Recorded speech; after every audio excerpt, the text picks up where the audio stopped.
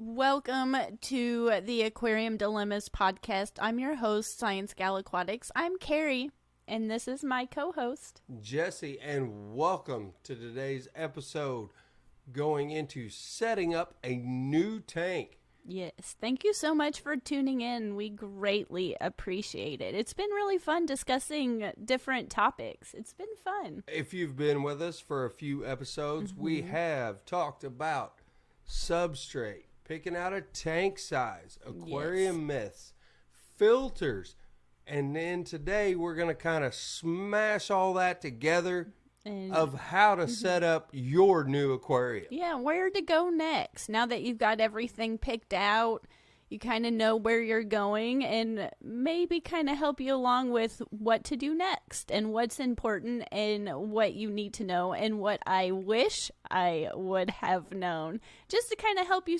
go from there.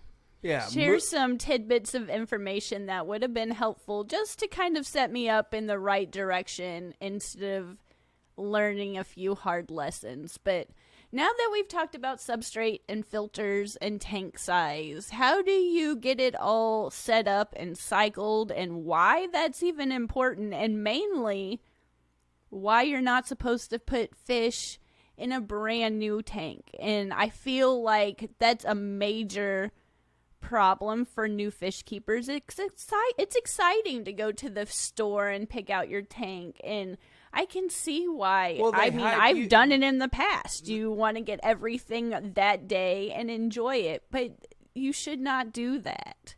And instead of just telling you shouldn't do that, I kind of want to discuss and help you kind of know a little bit more behind the reason why you're not supposed to do that. Besides today and all of us in general, just always be in a hurry to do everything all at once. It's very exciting. They hype you up that, oh yeah, you can get this, do this, you could do all this in 24 hours.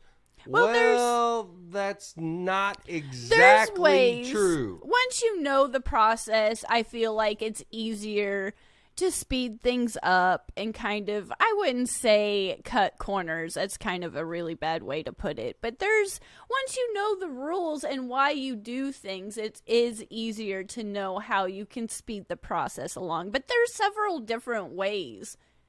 There's some that I feel like is a little bit, well, a whole lot a bit better than others. But there's quite a few different ways that you can start. Once you've added water to your tank, there's some ways to jumpstart it. Yeah, there's some ways to go from there. So let's talk about it. Absolutely. There's ways to jumpstart it. But number one, coming from the person that is the novice, I am the novice to this duo. I'm hoping in this moment that I've taught you well. At least Googled well and learned from. There's all different ways that you can.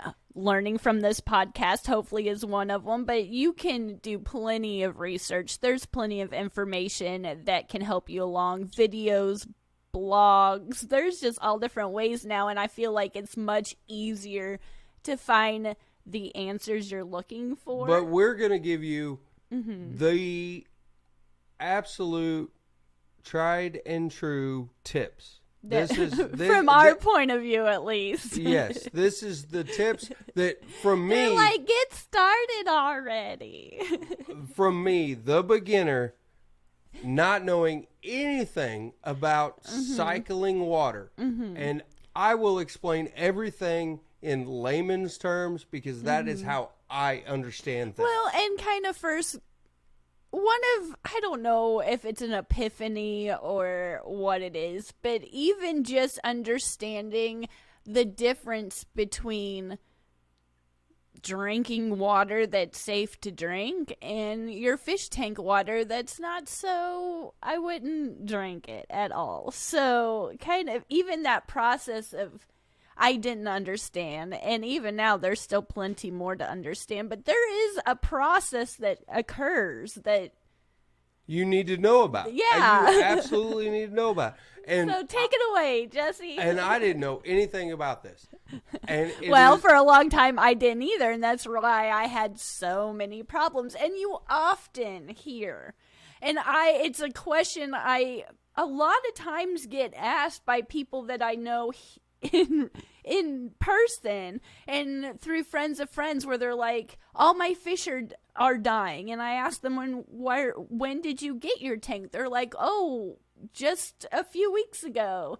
Well, there's a reason why you're having problems, and if you don't understand the process, that's probably why your fish are dying in the beginning. Yeah, or why are my fish going to the top gasping for air? That it is something as simple as cycling your water. And it's just, your water has to mature. It really does. And I am going to break it down in the way that I understand it, and Science Gal Carrie will bust in at any moment. I might be Science Gal, but there's...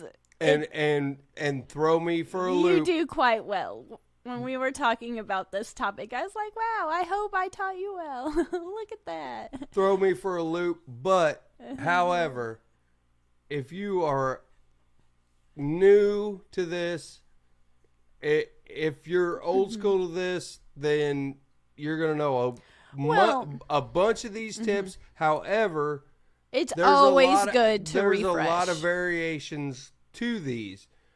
But the way I look at it and perceive it, you go to the fish store. You are brand new. You pick up your brand new aquarium setup. So you got your 20 long and you got all your stuff. So you got your brand new filter, your brand new tank, all that. You take it home. A light comes with it, everything. You take it home. You set it up where you want it. You've already picked out your gravel, and hopefully, if you've been listening to any episodes, maybe some plants. And some sand, too. You've picked everything up. What are we going to do? Well, you put all that in there. Get everything you want in there. Plants, if you're going more of the cichlid route, or any other fish that will pretty much destroy plants or eat them, then you just have substrate and a filter. So you can have aquarium decorations. Yeah, too. You can have even. But we'll get there. You can have. That's a very good point. You can have plastic plants in there, because that will come into factor in a little bit. Next thing you know, all right. So you get everything set up. We're gonna add the water. If you're gonna add tap water or RO water, doesn't matter. RO water just means distilled water. That's all it means. You have to put minerals back into it. But starting off, a beginner, they're not going to have... They might. I'm not going to say never. But they probably are using water out of the tap. But continue. So if you're going to use water out of the tap, that is absolutely perfectly fine. Use that tap water. Absolutely. Put it in the tank. But knowing you're going to need to use a dechlorinator.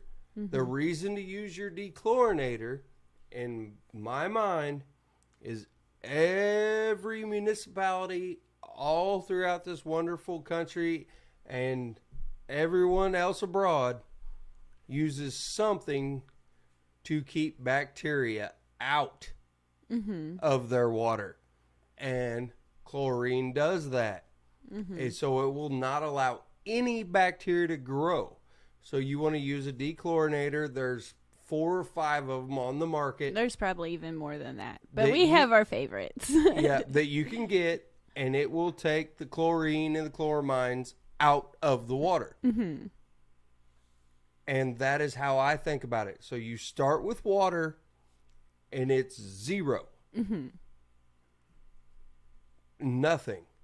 No good bacteria, no bad bacteria. And the important to probably mention, usually most water is close to somewhere around a neutral pH. So it might be like ideally probably a 7.0, but I'm sure there's some that's like 7.2, but it's usually Yes, generally it's close to 7. a 7 of some sort. But that's important to mention too. You do want a pH of 7. 7.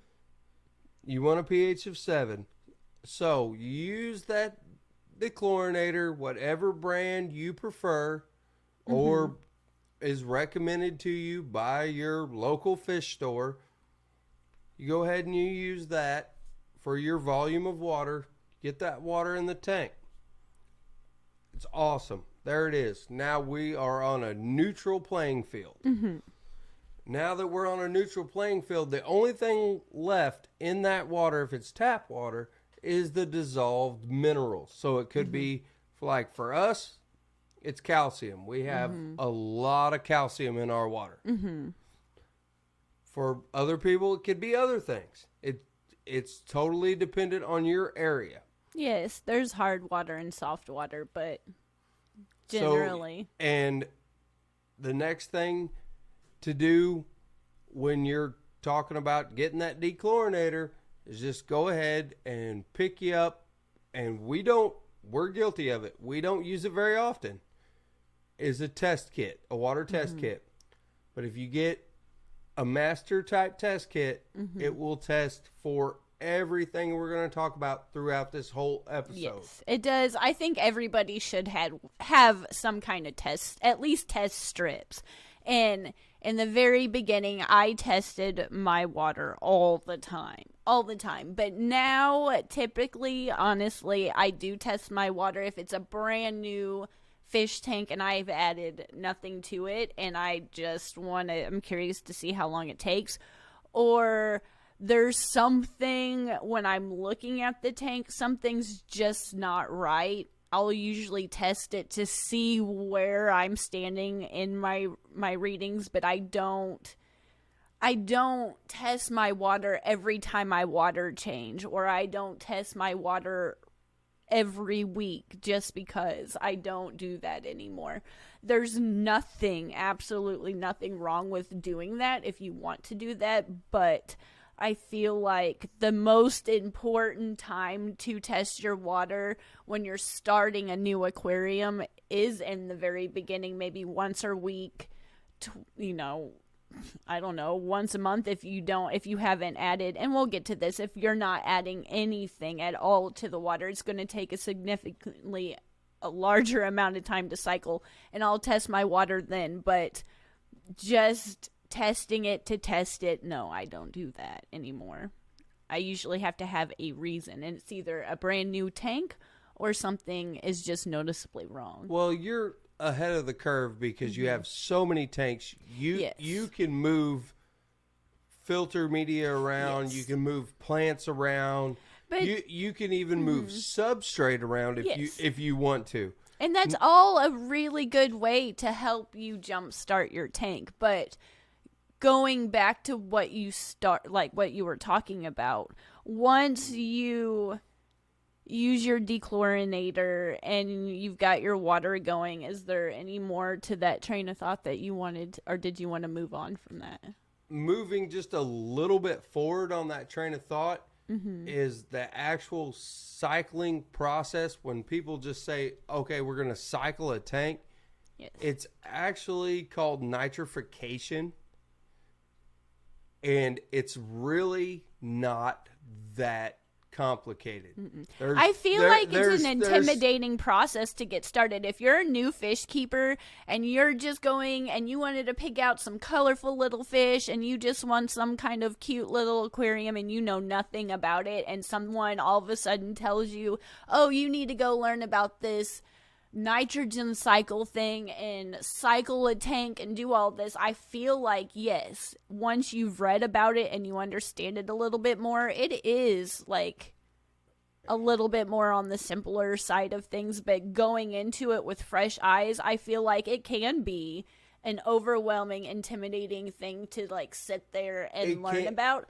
But once you take it in steps and you understand the reason behind each step, I feel like it just gets easier to understand and a little bit more exciting to learn about.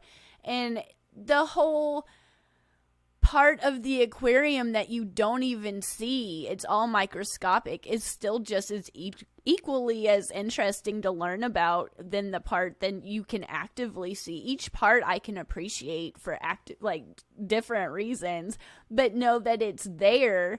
And until someone tells a new fish keeper about that, them constantly battling with going to the fish store, getting new fish, coming home, having them all die, maybe being able to keep one or two, and then going back, bringing something else home that you like and you fall in love with, and then all of them but one or two die, and you don't understand and you have no idea, that will really burn out someone who's new to the hobby, because you can't get attached to anything because they're constantly passing away and you don't understand that. Well, you got a whole nother episode there about getting stuff from the stores. They could be sick too. But however... Yes, but I feel like that is a large... There's always a large chance that they can have something that makes them sick. But one of the biggest challenges that burn out new fish keepers is just not understanding certain things. And some of it, yes, is very difficult and it's really hard to figure out. But when it comes to new fish in a new tank and why they're passing away, I think that this is a significant reason behind it. No, it's a huge, massive reason. And they're like, get to the point.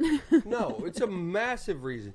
And if you go to a local fish store and they tell you that you can cycle a brand new tank in 24 hours with no other added media that's from another tank or plants from another tank or substrate from another tank that already have, which I will get into, beneficial bacteria on, you are being told a very severe lie. Well, let's kind of take it back. Like, what's ways to get your tank started? There's the do nothing method that over time, it takes a long time, especially if it's a larger tank. But if you just put your substrate in there, it's fresh out of the bag, you rinsed it off, you got it all in there, it's looking good, you got your aquarium decorations, you got your filter going, but it's the first day, you haven't added any bacteria because you didn't know. You got your filter running, you got your lights on. Yeah. It's going to take some time, but it will naturally start to produce. The water will break down because after using the dechlorinator, you will allow that water to grow bacteria. Yes, once all of that chlorine and chloramine is out of the water and it's not able to eat all of the bacteria that you're trying to grow, it's naturally just going to occur that you're going to have... And with the light on... Yes. And with oxygen getting introduced to your tank through your filter. It's the bubbling of the water, like all that stuff. It's just going to take a long time. But there's also, you can add, and the way I always did it, I did not know why when I was a kid. I would set up my tank, it would be fresh, it would be new, everything would it's all squeaky clean, and I would add a fish flake like here every couple of days, once a week, whenever I remembered. I just would always just add some fish food, and that will naturally break down and produce some ammonia in your tank, and then you can start from there and going. But also you can add, if you have another tank set up, you can add plants. That bacteria is going to grow on the plants. You can add substrate. You can even add new plants. You can add new plants straight from the store. That is very helpful. It's just more surface area for that beneficial bacteria to collect on. So what happens is, if you were to just throw your fish straight into your tank. Let's say you go to the fish store and you buy a handful of guppies and you bring them home and you set up your tank, and as you set up your tank, your fish are in the fish bag watching you and it's fresh, and you throw them in there.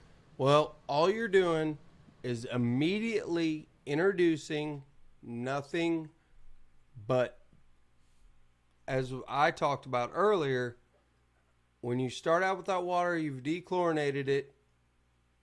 the good and bad column are even. Now, the bad column is going to go way up because the fish, they're going to poop. They're going to pee. They're going to breathe and excrete. And those pollutants are going to build up. Yes. And there is no other bacteria in that water on the good column to counteract all the bad that they're putting in. And bad, when I say bad, I mean ammonia. And when you put ammonia into the water, that is very, very toxic to the fish. Yes. This is in a small glass box. And when it is in a contained area, this is not a river or a stream, it has nowhere to dissipate. So you have this box full of X amount of ammonia. You need it to go somewhere. Well, that ammonia can only break down with a little bit of good bacteria. So, and all that bacteria can build up on your substrate, in your filter, Yes. and on your plants or any other decor, whether it be live plants or just plastic plants. That could all collect on any of those surfaces and even the glass.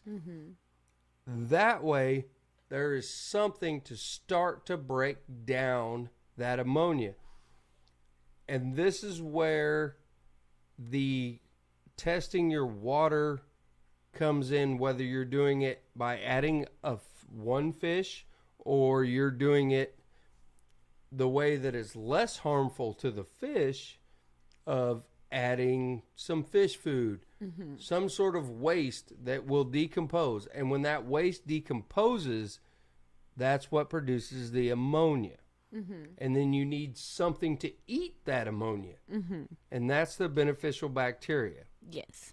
And a lot of people, I don't know if a lot of people, I shouldn't say that, but I know in the beginning I was guilty of not really, it's just nitrifying bacteria, but technically there's two different stages to that. So you've got your fish waste or your fish food and it's breaking down. So your first part's going to be, and I probably am going to pronounce it wrong, but you got your nitrosomus bacteria. That's when your ammonia,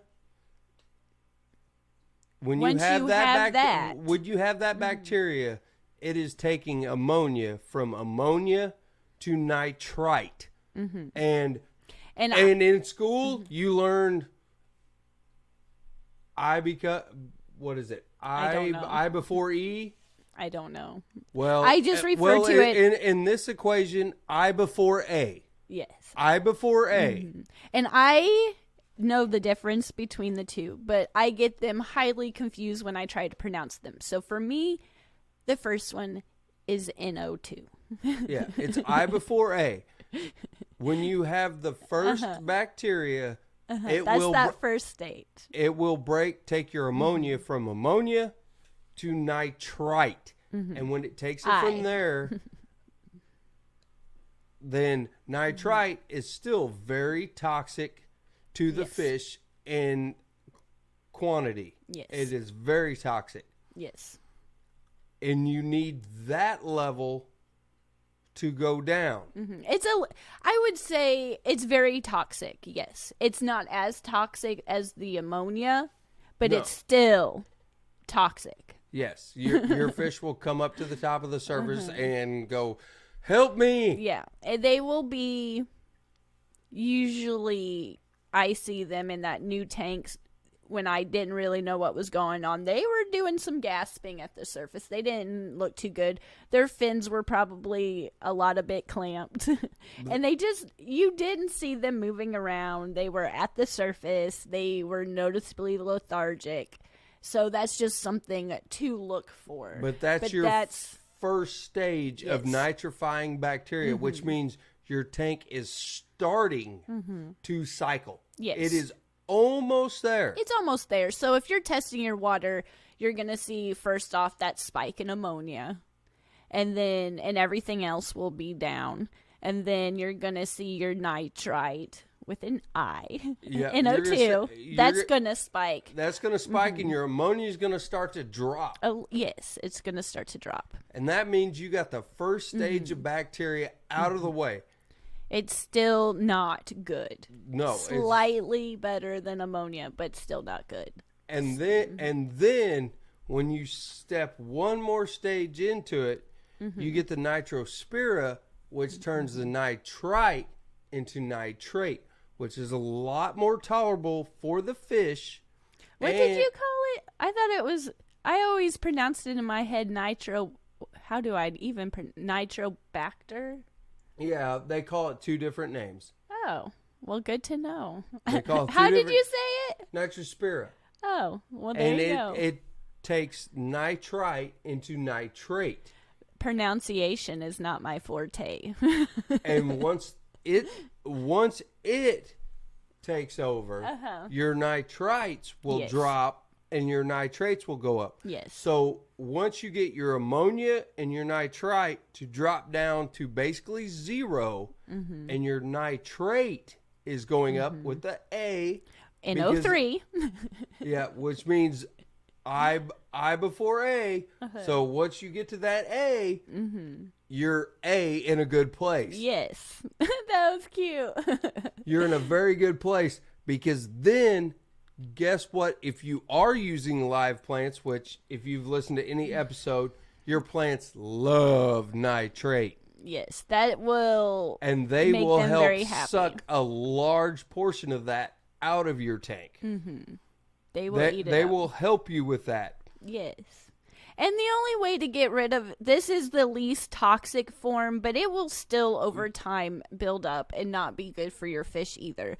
But the only way to get rid of that is to either have live plants that will help you out to get rid of it, or water change it out. Yes, and you will still have to water change it out. You cannot just top it off. You can't just top it off and expect it. It will dilute, but it will still be there. Yeah, that's a big disclaimer. You will still have to do a weekly water change, but it will not be as large of a percentage.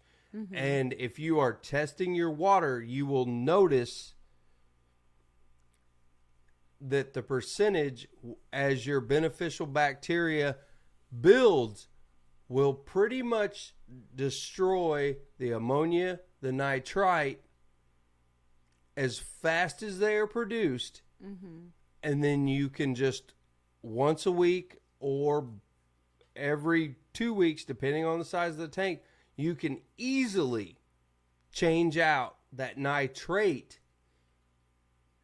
Take a little bit of water out of the tank, put new in, do a 10%, 20%, depending on the size of the tank and the amount of fish you have in the tank. That is a big deal. If it is a huge loaded community tank and you've decided that you're going to have 50 fish in it and no plants and it's just substrate and plastic decor, you're going to have to do a little bit more of a water change to get that nitrate out. Yes.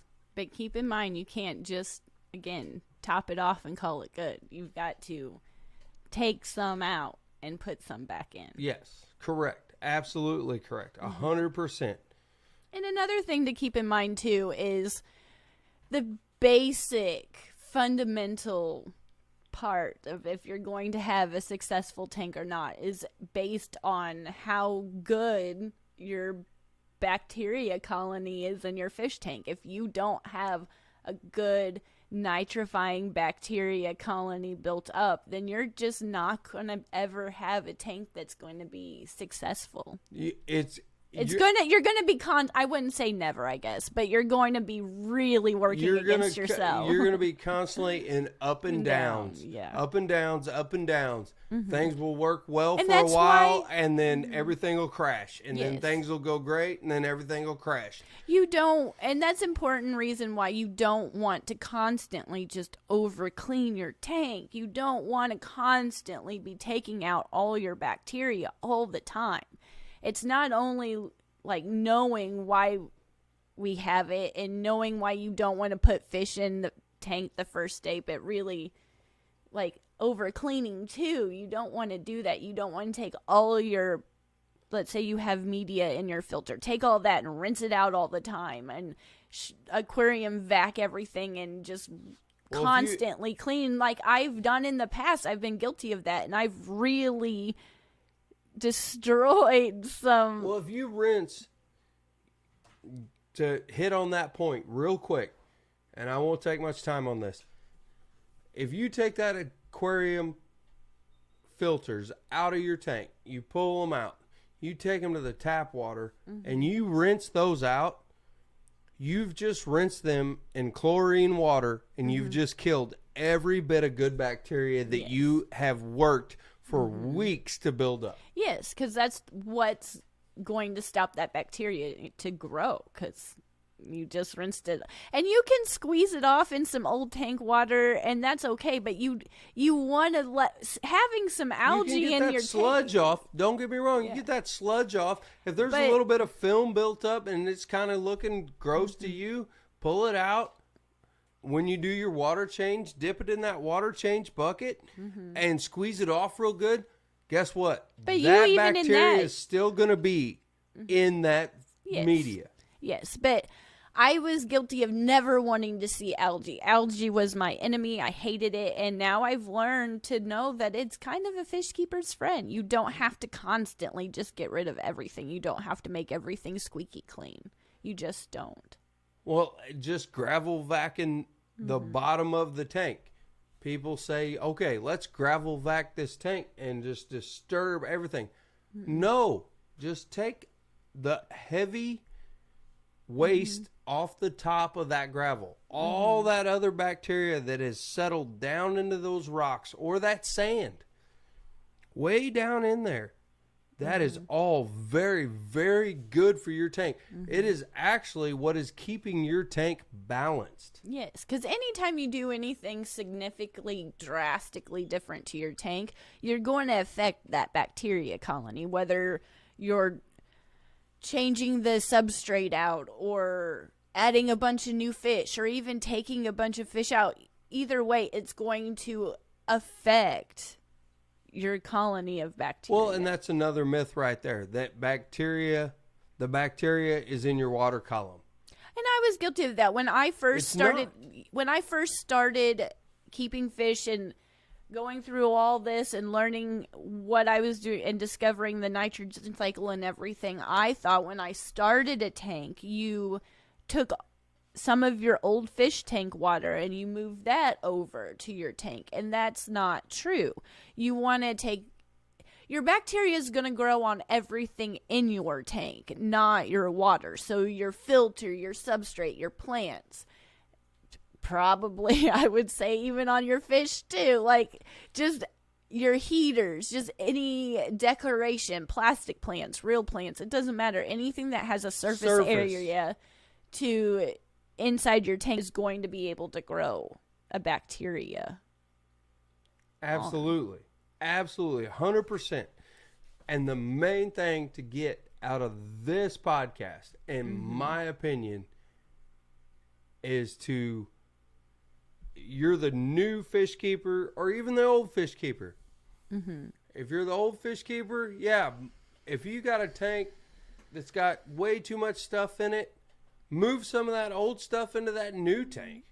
Yeah. If you're a brand new fish keeper, put everything you want to put in that tank besides your fish to start to cycle it. That way you have that much more surface area for all that bacteria to grow.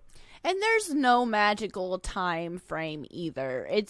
They say 4 to 6 weeks, or you 2 hear weeks. 2 weeks. You hear these magical numbers, and you're not going to know until you test your water and find out. It's your tank specific. It's going to take its specific amount of time for that particular tank. You could have 2 identical fish tanks in your fish room, and they might cycle at 2 different rates, depending on, again, like just the that different. Depends on filter. Yes. Lighting. So there's no, I wish there was like a fish tank fairy that would come down and be like, poof, you're cycled, be gone, good luck. But that's not the case. There's no magical, it just takes some time, and patience is hard, and that's one thing that you need as a fish keeper. So you've got to, whether you're doing nothing and you want to take whatever months to cycle through naturally, or you want to do fish food gradually over time to build that up, or I don't necessarily want to add fish,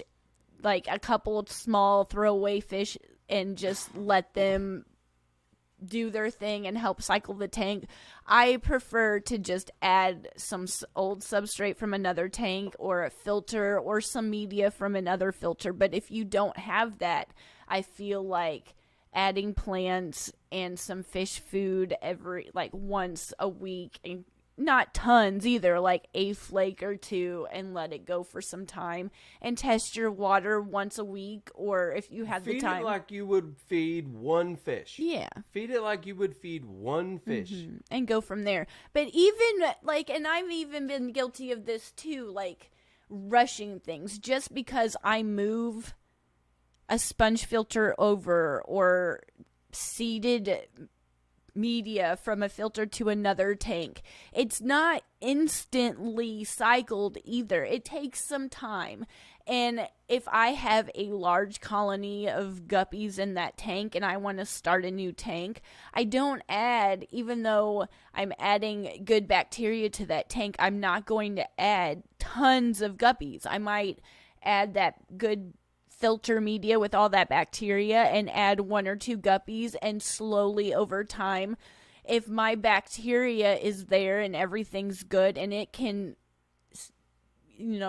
keep up and sustain that amount of guppies, because your bacteria replicates fast. If you move that over, you're going to have double the bacteria the next day, but it takes some time. So even though you're adding that good bacteria, and that's super helpful to immediately start off with, it's not immediately cycled either, and it's not immediately ready for a tank full of fish. And I don't feel that a brand new hobbyist, even though it is throughout all the media, YouTube, Instagram, everything, all the outlets that you can find anything about the aquarium hobby, I don't feel like that most, and I wouldn't personally,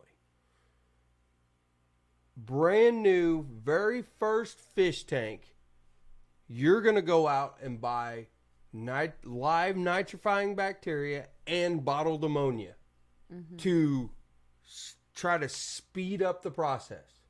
Because then you're going to get into, and that is what we've talked about this whole time, ammonia has to be a present, and then your nitrifying bacteria will eat the ammonia. You can buy both of these products. Yes. You might as well buy yourself a really good test kit and stay on top of it every day or every other day, because if you get outside the parameters on your ammonia, it will kill your nitrifying bacteria, and vice versa. You can overdo the nitrifying bacteria to where there's no way that it'll just eat every ounce of ammonia all the time. It's a fine line and a fine balance, and that's one of the challenges of being a fish keeper, is trying to have that perfectly balanced, well-seasoned, beautiful, crystal clear community tank with beautiful colored fish. But it's so easy to disrupt it. Like if you change the substrate and everything kind of gets jumbled up, or you add fish too quickly and you don't have that bacteria ready to sustain it. It's just it's a bunch of challenges, but it's patience, and once you master it or get an understanding of it, it does make more sense and it does become easier. But there are some challenges in the beginning. Oh, for sure. And I mean, the ultimate takeaway from this is cycling your aquarium. Mm-hmm. You're going to start out in the 0 column of good and bad, and you're literally playing Mother Nature in your little glass box. Your little ecosystem. Yep. You're playing Mother Nature. Mm-hmm. You want to get that balance, and the only way to get that balance is through time and trial and error, but mostly to let the time do its thing. Mm-hmm. Let the good and the bad column even out. And when they get to that perfect level, whether it's 1 week, 2 weeks, 6 weeks, or even maybe longer, depending on what you're doing, once it gets there, your fish are going to have a happy ecosystem that you will only have to water change once a week, maybe. Mm-hmm. Take a little water out, add a little water. Well, if you have guppies and it's a 50, like my 55-gallon, it's very planted guppy tank. The fish have a very low bioload, and it's very heavily planted. So if I don't necessarily have to do the water changes like I do on one of my other guppy tanks that's not as heavily planted, because there's more working for me. The tank itself is kind of running itself. And one of the things to remember too is if you don't want to overfeed your fish, because if you even overfeeding your fish can kind of disrupt things, because it can make a huge mess, and you're going to have an ammonia spike because all of that food is going to break down. Your tank's probably not ready for it, and it's going to have a swing the other way. So even knowing like why you don't want to overfeed your fish even goes into maintaining a healthy nitrifying bacteria colony too. It's a fine line and a fine dance and a fine balance of things between feeding, turning your lights off, because you want to have a pH of a 7, maybe a little closer to 8, but ideally around a 7. You want your tank. And that's for most fish. And the pH of 7 is for the nitrification cycle alone. But if you have specialty fish, they will require a lower pH. But to make your tank and your water actually cycle, a pH of 7 is perfect. And the heat, the temperature of your tank, there's certain parameters that you want to maintain. You don't want it to be really, really hot or really, really cold. You don't want to be below 65 or above 85 for all the proper bacteria to grow in the beginning. And you want to make sure your bacteria will grow nicely with the lights on. But you have to have a period where your lights are off, too, for it to be healthy and grow. But the most important thing to remember is the health of your tank, the success of your tank in the future. Everything really does rely on knowing that nitrogen cycle and knowing why you need that nitrifying bacteria in your tank. Because if you don't understand that and have that, then you're just not going to have very good success in the future. You're going to constantly battle things. And going back to the overall question of why you don't want to add fish to your tank the first day is because you're going to have a period of time where it's going to be on the toxic side of things. There's going to be some time where you just have to give it the time it needs to build up what it needs to grow. And I always looked at it when I was a kid, once I kind of understood things too, that if I saw algae growing or if I saw something in my tank that was like, okay, it's sustaining life, whether it's algae or I had a guppy in there or a snail at the time. Now, like, even my plants, if they're doing good, because I don't like to start a new tank off with fish in it. I do like to add plants, add substrate, add a media from another filter, and add a couple little drops of fish food or something to it to get it going. But once I saw that that tank had algae or something that was doing well, it was thriving or growing or just not dying, then I figured it was a good sign to add fish. But algae is not always something bad. So in a new tank, if you don't have fish in it and you see some algae growing and it's been some time, then I would take that as a good sign to test your water again, and you'll probably be ready, pleasantly surprised. Be ready to go.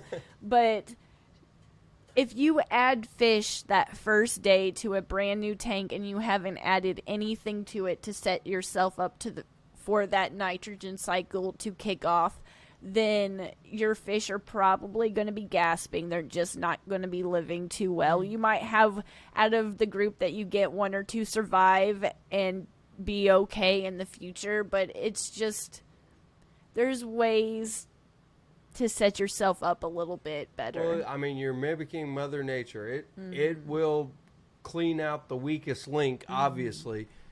And if your parameters are so out of whack, it might kill everything, or it might kill everything but one. So the main absolute takeaway from this is test your water and check your I and your A. When you get that A, you're in a right place. You're in an acceptable place. Yes. NO2 and NO3 for me. You're going to have that ammonia spike, that NO2 spike, and then you're going to have that NO3, the nitrates with an A. And then you're doing good. But take some time. Feed a little bit of flake food. Always have something in the tank. If you have more than one tank set up, have something, whether it's a rock or some plants growing or some media tossed in another filter. Just have something on standby, ready to go, so you can add a new tank. And you will, when you're ready to set up a new tank, you'll thank yourself in the future. But yeah, whether it's moving a plant, moving one rock, moving a little bit of substrate, moving a little bit of media from out of the filter to the new filter, changing that out, and you can take that filter media out of your new filter, put it in your already established tank that's already got beneficial bacteria in it, nitrifying bacteria, and that nitrifying bacteria will go through and just cling on to that new filter, new surface area, and be happy and ready to start tearing up that ammonia and turning it into nitrite and then turning it into nitrate, and you can easily water change it out. Yes. If not, and you're brand new, like I was a very, very short time ago, then I'm going to put fish food. My method would be to put fish food in it. But not a lot. Keep in mind, when I would feed it like flake or two. You don't want to. I would feed it like I was feeding a guppy. Yeah. I'd give it a little sprinkle, just a sprinkle, just a little sprinkle. It. And even when you do get fish going and you have your beautiful tank going, don't overfeed. Just don't do it. Because all that, again, that goes back to that pollutants. That's the bad column in my mind. Then you're raising those pollutants. As long as your good column has enough beneficial bacteria, the nitrifying bacteria that can eat it all up, you'll be fine. If not, again, the tank is going to go through a system of changes. So basically, it comes down to it. If you want to be super helpful to a new fish keeper, explain the nitrogen cycle to them and help them out if they're new. Yeah, and it is not complicated, and I hope Don't be scared of it. It's not difficult. I hope I explained it well in my layman's terms. Hopefully we did a good job. Hopefully, even if you're not new and you're listening to this, hopefully it's always a good idea to refresh. It's not going to hurt anything. Going over and understanding, and even what we understand, there's always something to dive deeper into and learn it even more. So as we continue to learn, we'll share this with you, and hopefully it helps. Because we are not perfect. We make plenty of mistakes, but the joys of this hobby is that it is exciting to learn and grow and become an even better fish keeper each day. And that's the dilemma. And that's what we want to share with you. The dilemmas that all of us make, whether we meant to or not, just by accident, and learning and going, ooh.